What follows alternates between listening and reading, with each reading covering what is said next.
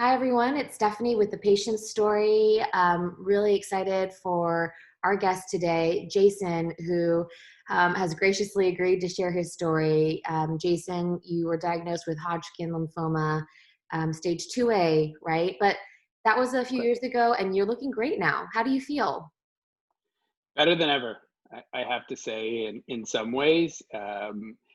Going through what I went through has definitely put me on a journey to make sure that my health is always now my number one priority in life. Yeah, no, I love that. And we're definitely going to delve into that topic. I know it's really important to you.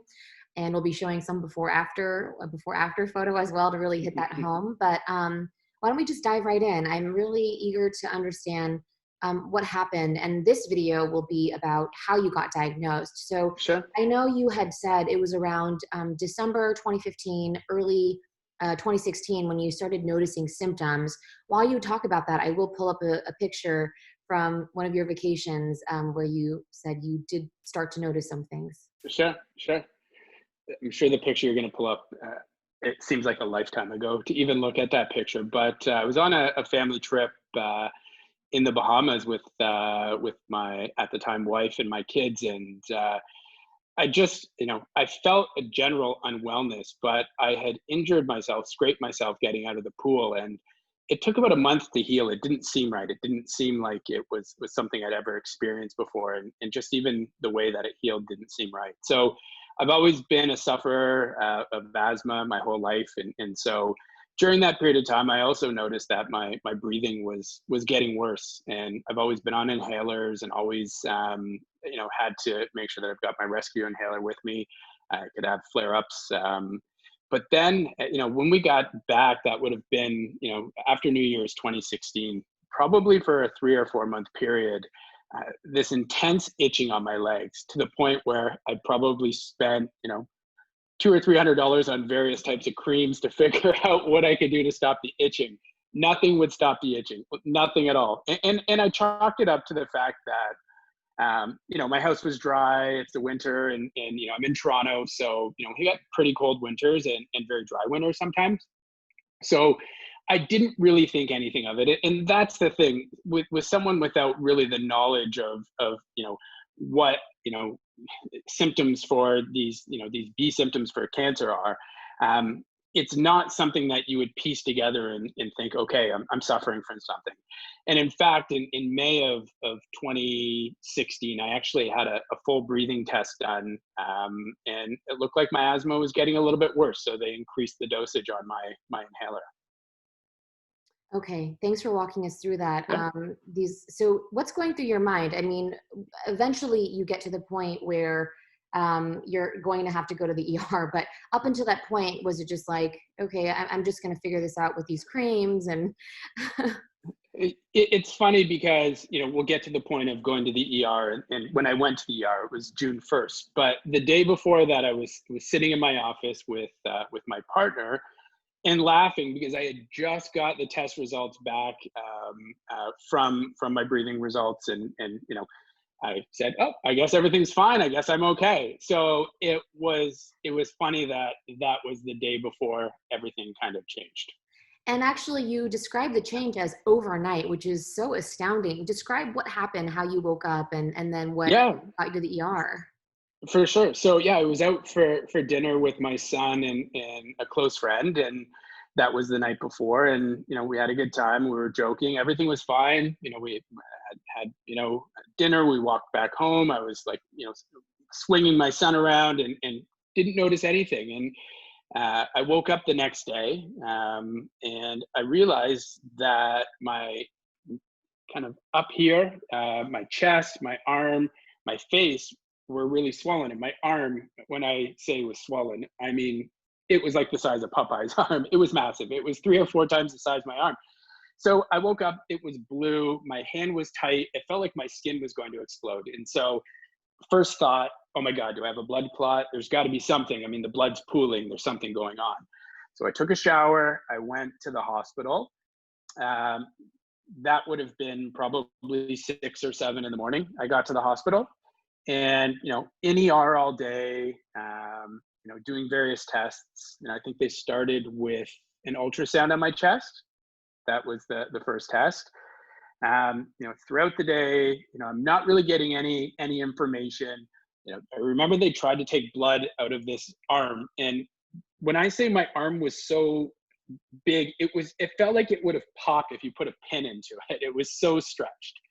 And they kept trying and trying and trying. Finally, they took blood out of my other arm. I think probably around 3 or 4 in the afternoon. They sent me for a CT scan, and I had the CT scan, get wheeled back into one of the emergency rooms again. I'm sitting there with the curtains drawn.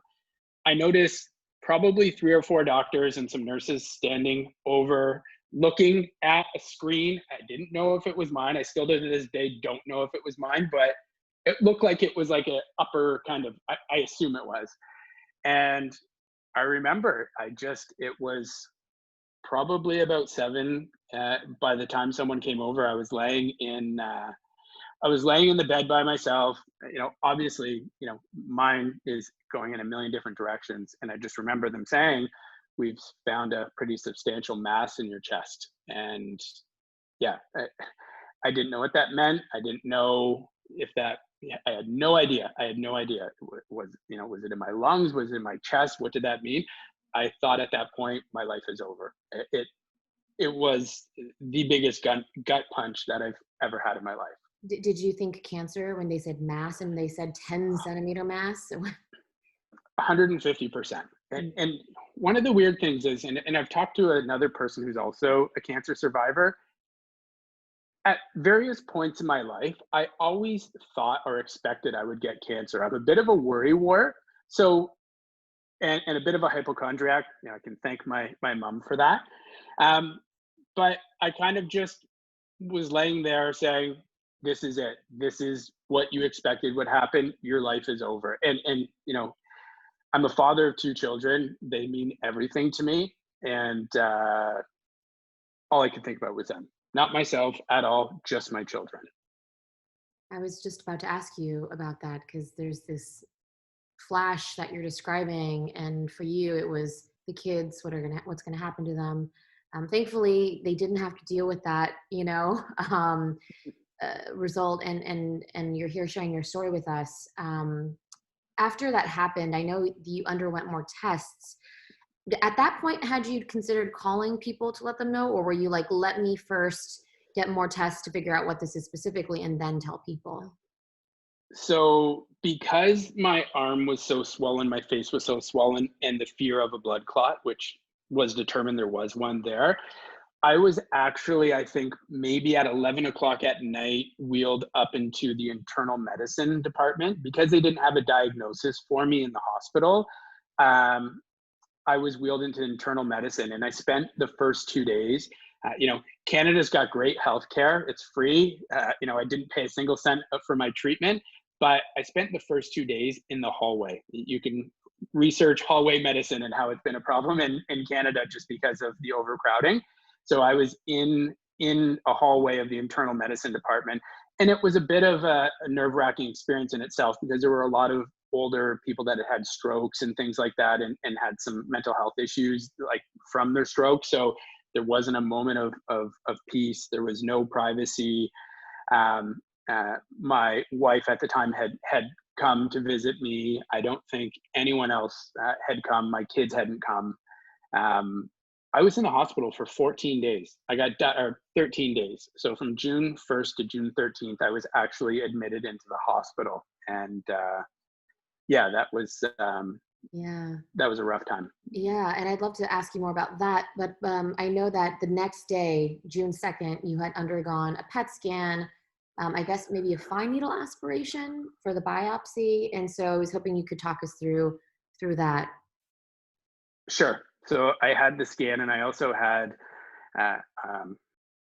it didn't feel like a fine needle. I'm not sure what it was. It felt like a meat skewer being stuck through my chest about 12 times and cutting little pieces out. They did it with a CT scan, and they put almost like, it looked like a lead grid paper on my chest.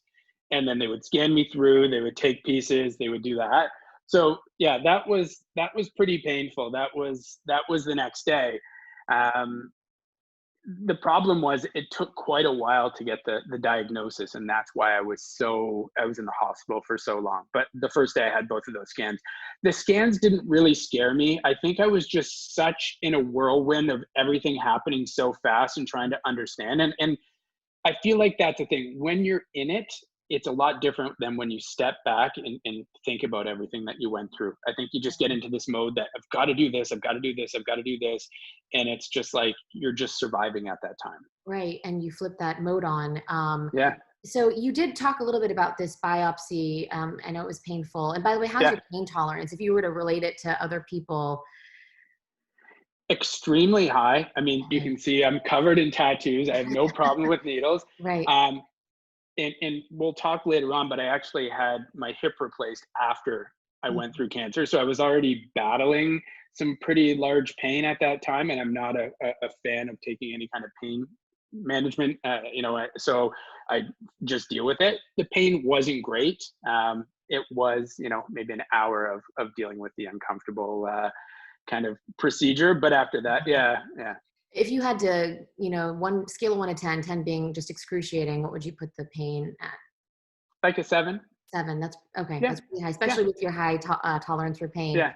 Since, Jason, you talked about that, I would like to just quickly, for people who haven't undergone the ultrasound, the CT scan, and the PET scan, and maybe PET CT scan, can you describe each of those in human terms, what that felt For like? sure. The ultrasound is actually nice because there's like this gliding gel that they slide over you. So that's kind of like you're not enclosed in anything. They rub it over your chest and that's that. They press down a little bit. No real pain. The CT scan is a different. If you have, if you're claustrophobic, that may be an issue. But it's more just laying flat and kind of being ran back and forth automatically through the machine. So I didn't find that that big of a deal. There was a very weird feeling with one of the injections that they give you for your PET scan. And the guy was younger and was like, hey, just so you know, man, it's going to make it feel like you peed yourself. But you don't worry, you won't pee yourself. And he ran me through, and sure enough, I was like, did I just pee my pants? It was all good. I didn't, but it's just a weird feeling that you go through, and there's that metal taste that you get in your mouth. But there's no real pain. There's no real pain. It's just obviously it's a little bit uncomfortable going through all of that. But short of the biopsy, that was the only real pain that I felt. Okay, that's good. And I'm glad you brought, it's so funny to me. Everyone talks about it. It's the contrast dye that they, through you. And it's warmth everywhere in your body, including, down there. So you feel like you're pink. Totally, 100%. But again, don't worry, people, you're not. So, okay, thank you for going through that. I know it's kind of a while for them to get back to you. I mean, it was about 9-10 days from the biopsy and the PET scan and all that you actually got your diagnosis. So up until that point, can you describe how you were able to get through such a long hospital stay? Maybe tips for people who might be dealing with the same thing? So I've always had a rule in life: never look online. Don't self-diagnose. Trust me on that. I never did. The only time I looked online for the entire 2 weeks that I was at the hospital was once I got my diagnosis. That's only when I first researched. There was, there was a toss-up if I had non-Hodgkin's or Hodgkin's lymphoma and large B cell, and they thought I might have that, and I knew that was bad, and it was a lot worse than Hodgkin's lymphoma. So I didn't want to put myself in a situation where I was, getting anything else into my head. I was stressed out enough as it was, and scared, out of my mind. So I didn't look online. I eventually got my own private room, and I was as comfortable as I could be, keeping in mind that I'm also dealing with my arm. I couldn't lift my arm above my head. It felt like it was like 900 pounds, and my face is and I'm feeling swollen and scared, all this stuff. So, the stay itself wasn't bad. It wasn't terrible. To this day, still what haunts me, and I'll preface this by saying I'm an emotional guy. So if you see tears throughout this interview, that's who I am. I'm okay. I think one of the things that's burned into my memory that haunts me to this day is, the look my kids would give me every time they were at the hospital and were going to leave. The last glance they gave me each time, it haunts me to this day for sure. I think just thinking about my kids wondering if they'd see their dad again was not something that a child should go through. And I know a lot of people say, "Oh, your kids will be tougher and they'll come out stronger from this." They didn't need to go through this. Their innocence was robbed by having, one of their parents potentially die, or, and for the period of time that I was in there without a diagnosis, that's what made it really Hard. painful and caused all the damage that it has. And in some ways, you know, I have such a crazy bond with my kids. Everyone does with their kids, but having to go through that, it's just, it's, I can't say enough about how grateful I am to have them. And, we still are picking up the pieces as a family from the fallout from that. You know, Very much PTSD in some way. I am thankful, Jason, that you're so open to sharing these things, because when you feel it, you can be sure most other people are probably Mhm. feeling it too, in this case, as a parent. And since you're talking about it, I'll bring up a photo of you and your two kids. They're beautiful. Can you just describe, I know it was tough on you, what helped you talk about cancer with your kids, and any guidance you have too? I'm sure parents who are facing a diagnosis are going to be able to learn from that as well. Sure. I can't necessarily say what works for me works for everyone, but I've always been very open with my children, and I've never kind of sugar-coated anything. I talk to my kids like, they're adults. I treat them, I don't kind of, baby my kids. I never have, we have a friendship as well as me being their dad. I'm still their friend as well. This picture was right when treatment was done. You can still see the bloating of my face from prednisone. I can't say enough about these two. They were the sole reason that I wanted to get better for all this was for the two of them. And yeah, uh, I don't know if there's a right or a wrong answer. I think from my perspective, Hodgkin's lymphoma, you have such a high survival rate. I wanted to be open. They needed to know why I was in the hospital. They didn't need to, have to worry about anything anymore. So I think once we had the diagnosis, I was fairly open with them on, you know, what was going to happen and what the treatment plan was, and that I was expected to get better and that I was going to beat this. Okay. And you did say this is cancer. You didn't just say dad's sick. It was No, okay. yeah. How old were your kids at the time? Um, my son was 7 and my daughter was 12 or 13. Okay. So right on the old enough to where you can have conversations, and you felt it was best. Let's just be straightforward. Obviously, they saw dad in the hospital already. Any Yeah, other thing you want to say about how you were able to get through with your sort of emotions on this topic? I hid them well from my kids.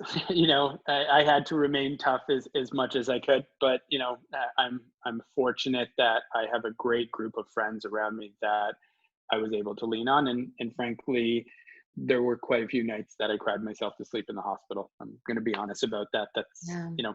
I was finally in, for once in my life, not in the driver's seat or in control Right. of my life, Right. and that was a weird feeling.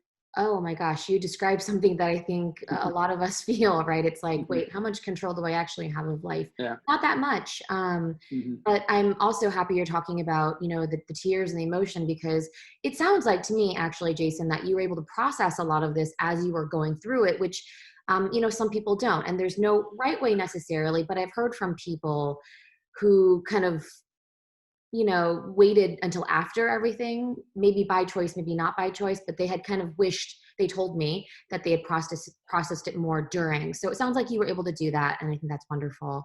My last question about this section, of course, of getting Mhm. diagnosed is that moment when you actually heard from the doctor. Can you describe again what that moment was like? And then as a follow-up, uh, how Sure. you broke the news to other loved ones? Sure. So, um,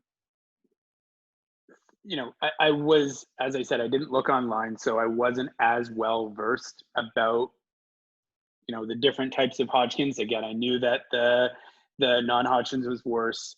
When I, when I heard the news, I'm a person that likes to research and understand. I was obviously emotional. I wasn't surprised. That's it. I knew I had cancer in some way. It wasn't like, you have cancer, oh my God. It was like, okay, so this is the type of cancer that I have. And I was immediately, I was told by the internist that I had cancer, because I was still in the internal medicine. And then I was brought over to the cancer center that's attached to the hospital. And we're very fortunate in Canada. In Toronto, there's I'd say two of the top cancer centers in the world are in Toronto: the Sunnybrook Odette Cancer Center and Princess Margaret Hospital, which are two leading, research hospitals. So I was at Sunnybrook Odette, Sunnybrook being the large hospital, Odette being the name of the cancer center, and was wheeled over to my hematologist, and she gave me the facts, and I came out of that with a simple, all right, we know what we have to do to get this done. It was a sense of relief that now I had regained a little bit of the control, and I knew what I needed to do, and I knew that this was on me. I was diagnosed. I had, an 85% chance of survival. In my head, I was like, you got to screw this up. Like, you're going to beat the odds. Your odds are great. You're going to get through this. That's the only thought I had from that point on. And I knew it's going to be a bad, rough road, but I also knew that there was going to be a light at the end of the tunnel.